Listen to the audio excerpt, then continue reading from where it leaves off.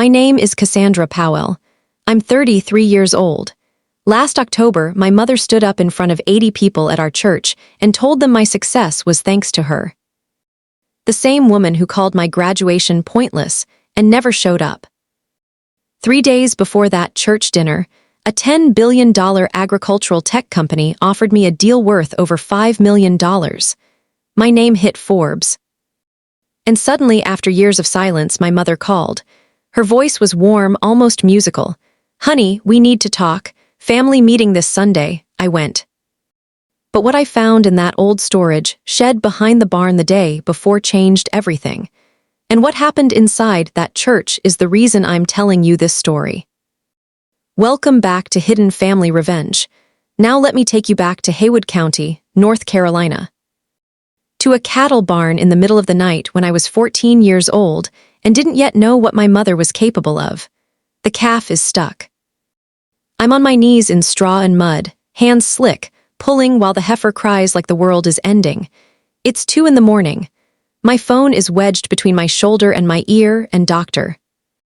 Helen Tate, county veterinarian, is walking me through every step. "Rotate the shoulder, Cassandra. Slow, you've got this. The calf comes free, wet, steaming, alive." I sit back in the mud and listen to it breathe. Dr. Tate says, "That calf would have died without you, Cassandra. Remember that." I carry those words into the kitchen, where my mother is standing at the sink in her bathrobe. She looks at the mud on my jeans and the blood on my sleeves.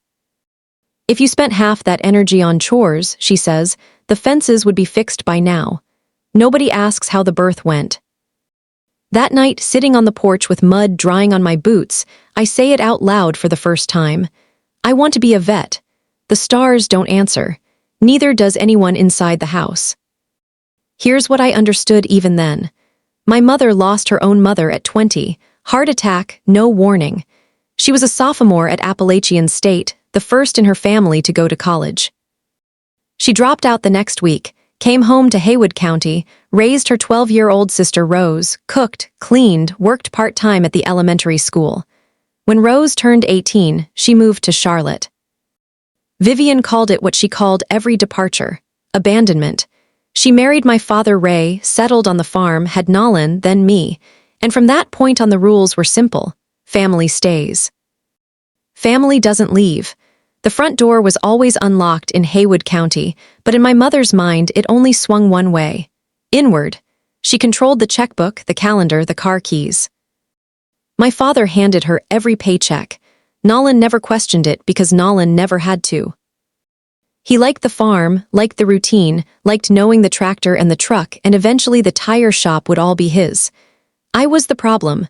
I wanted out. And in Vivian Powell's world, wanting out was the original sin.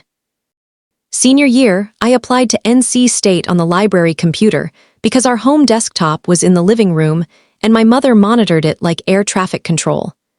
Merit scholarship. $15,000 a year. Full tuition. When the acceptance email came, I printed it at school and carried it home in my backpack like contraband. Dinner: meatloaf, green beans, cornbread. I set the letter next to my plate. "Mom, Dad, I got into NC State, full ride for tuition, animal science." My father stopped chewing. My mother set down her fork slowly. "The way you set down a weapon you're choosing not to use yet. You're not going." 2 seconds of silence. Nolan reached for more cornbread, didn't look up. "We need you here. The farm doesn't run itself." And vet school, that's 8 years of college, Cassandra. 8 years away. Who's paying for that? The scholarship pays tuition. I'll work for the rest. You'll work here, I already accepted. The table went quiet. My mother stood, picked up her plate, still half full, walked to the sink. When she turned around, her face was set like concrete. "Everything you are," she said, "you got from this family, and this is how you repay us." She walked to the bedroom and closed the door. My father stared at his plate. Nolan finished his cornbread. I sat there with the acceptance letter getting a grease stain from the meatloaf and thought, she didn't say no because she thinks I'll fail. She said no because she thinks I'll succeed. And she's right. The morning I left, my mother didn't come out of the bedroom. I carried 2 duffel bags to the driveway. The screen door didn't open behind me. My father drove me to the Greyhound station. 20 minutes. No radio, no conversation, just gravel under the tires and an engine that needed new spark plugs. At the station, he reached into his jacket and pulled out an envelope. $500 in 20s. Don't tell your mother. Why won't you stand up for me, Dad? He looked at the dashboard. His jaw worked. It's easier to go along. I wanted to shake him, but he'd been going along for 20 years and the grooves were too deep to climb out of in a parking lot. I picked up my bags. Thank you for the money. He nodded. I walked to the bus. At the door, I turned around. He was still sitting in the truck, hands on the wheel, watching through the windshield. He didn't wave. He didn't get out. I later learned that $500 was money he saved over 6 months in a coffee can hidden behind the motor oil. Vivian found the empty can a week after I left. 4 years at NC State. Dean's List 5 semesters out of 8. I worked weekends at a cattle clinic outside Raleigh. I called my mother once a month. The calls averaged 4 minutes. She told me about the farm, the fence that needed fixing, Nolan's new tire shop idea. She never asked about my classes, never asked if I was eating or sleeping or scared. Then 4 years at the University of Georgia College of Veterinary Medicine, $180,000 in student loans, ramen and peanut butter sandwiches, Saturdays at the animal shelter. Studying until 2 in the morning and up at 6 to assist in the large animal clinic. My hands raw from scrubbing in, my back aching from lifting calves. I've never been happier. I invited my parents to my DVM graduation. My mother said, "It's just more school, Cassandra. When are you coming back?" My father texted, "Your mom's right. Long drive. We'll celebrate when you visit." I graduated on a Saturday in May. Cap, gown, hood. My name read aloud in a hall full of families holding flowers and signs. The seats I reserved were empty. Dr. Helen Tate was in the 3rd row. She drove 4 hours from Haywood County. She was holding a handmade sign that read Dr. Powell in block letters on poster board. She was the only person clapping who knew my middle name. That was the last time anyone celebrated me for 7 years. I built a practice in rural Georgia. Large animal vet, solo, covering 4 counties. My truck was a 2009 Ford F-250 with 200,000 miles, and a passenger seat covered in syringes and vaccination records. I paid off student loans at $2,500 a month, more when a big farm contract paid out. I also started building something in my kitchen. A wearable sensor that monitors cattle heart rate, temperature, and movement patterns, flagging illness 48 hours before symptoms appear. I deployed 37 sensors across 2 test farms. Early detection rate, 91%. False positive rate under 4%. Finding problems before they become emergencies in animals that can't tell you where it hurts. This was what I was good at. I sent my mother $500 every Christmas, called once a month. She talked for 3 minutes about Nolan's tire shop or the price of hay and hung up. She never asked about the prototype I was building. She didn't know because she never asked. And I stopped volunteering information to people who don't want it. I invited my parents to visit 3 times. Same answer every time. Maybe next time, honey. Nolan called once in 7 years to ask if I knew anything about truck tires. Doctor. Tate said it best over coffee one morning after a barn call.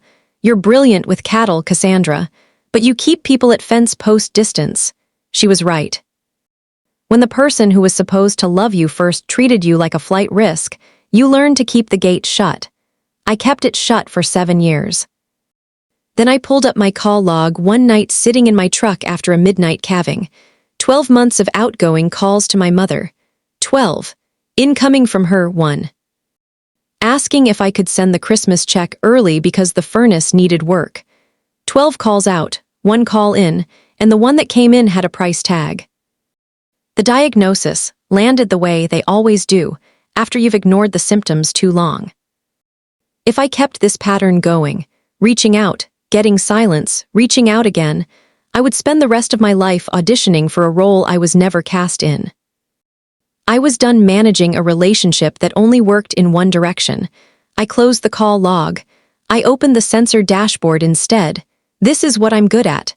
6 months later, my phone rang. Kansas City area code.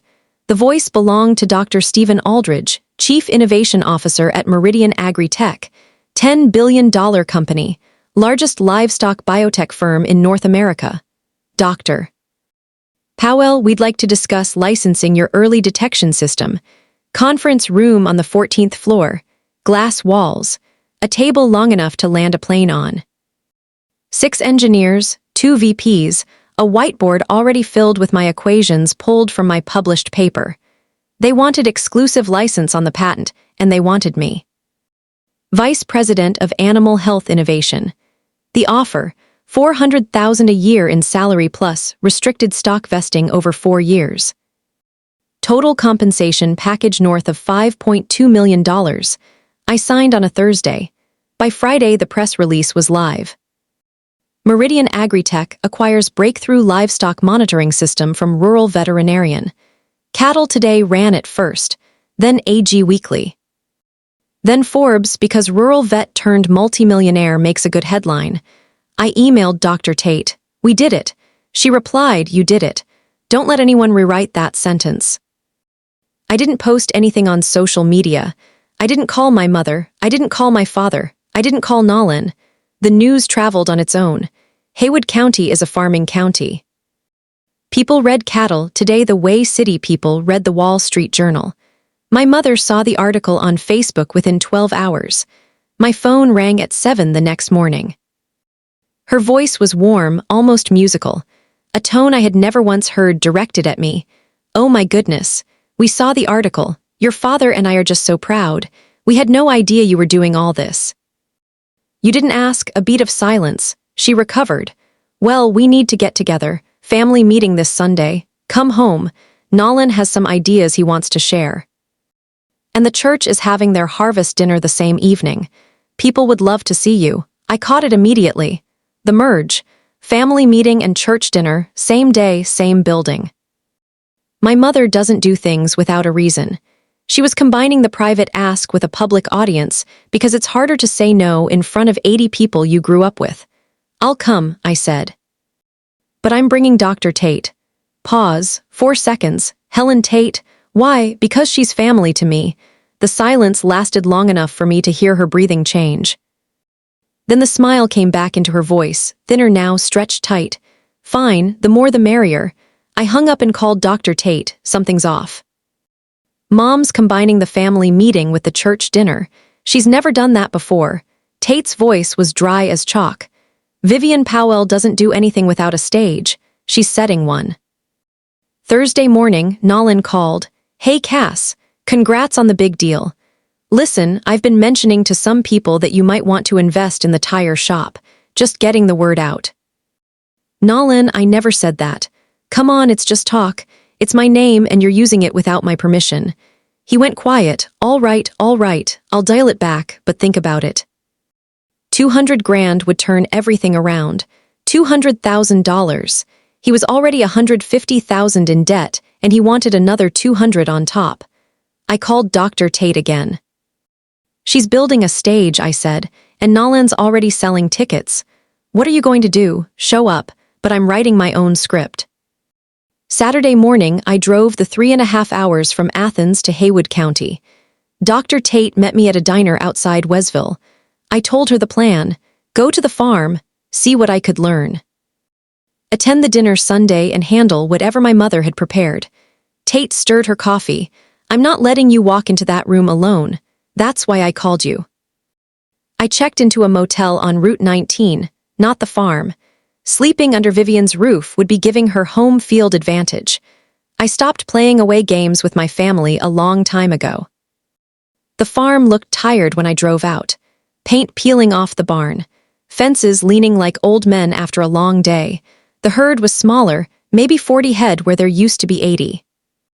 My mother met me at the door and hugged me, first time in 7 years. It felt rehearsed, like she practiced the arm placement. Look at you, she said, my successful girl. Inside, Ray sat at the kitchen table nursing a coffee he'd been working on for an hour. He nodded. Didn't stand. Nolan was in the living room, loud on his phone, talking about Axel inventory. I walked the property. The storage shed had a new padlock. I filed that away. I found Ray near the fence line checking a post. What happened to the herd, Dad? He didn't look up, had to sell some. Things got tight when Nolan needed startup money. How tight? He straightened, rubbed his knee. I took a second mortgage. $95,000. Don't tell your mother the number. A $95,000 loan, secured against a 200-acre farm, that was worth less every year. My father mortgaged his home to fund a tire shop run by a man who had never read a balance sheet, and my mother didn't even know the full amount. I walked back to the barn and sat on my tailgate and stared at the mountains for a long time. I drove into town for coffee. Standing at the counter at the Main Street diner, Mrs. Greer, my mother's neighbor, spotted me across the room. Cassandra, your mama told us you're announcing your investment at the harvest dinner tomorrow. We're all so excited. I set down my cup. My what? The investment in the community. Vivian's been telling everyone for a week. She even asked Pastor Davis to give you a slot in the program. I kept my face neutral. That's interesting. Thank you, Mrs. Greer. I walked 2 doors down to the bakery. The woman behind the counter confirmed it without me asking. Vivian Powell had ordered a half-sheet cake the day before, white frosting.